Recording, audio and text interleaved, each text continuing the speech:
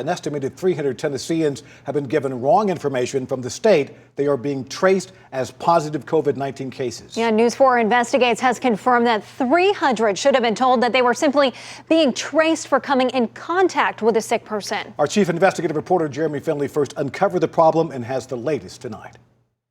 Calling it a coding error, the State Department of Health confirms to News4 Investigates that hundreds of Tennesseans were given wrong information.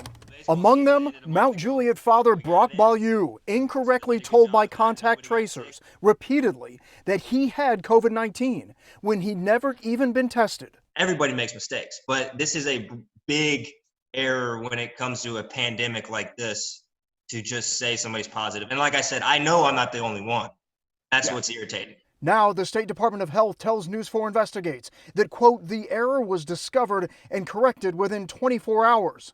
The Department of Health explaining that the coding error led to a mix-up of an estimated 300 positive cases and contact cases, resulting in people like Ballew, whose coworker tested positive, meant contact tracers saw in their system that he was a positive case, not a contact.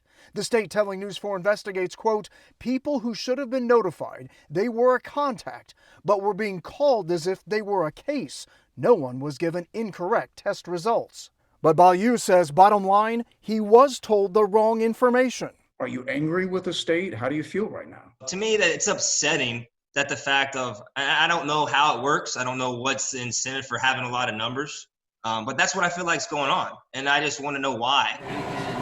The state says the number of positive cases they released to the public comes from lab results, not data shared with contact tracers. While it's unclear how many of the 300 are like Ballew and have never been tested but told they were positive, he says he's yet to be contacted by the state to explain the error. At this point, I honestly don't know what to think. Jeremy Finley, News4 Investigates. Jeremy, thanks. Now, we're going to be filing open records requests to try and determine how many of those 300 were like Mr. Ballew and were told they were positive when they had not been tested. It's important to remember that even though they should have been just identified as someone who'd been directly exposed to a sick person by the time the tracer reached them, they may have become positive as well.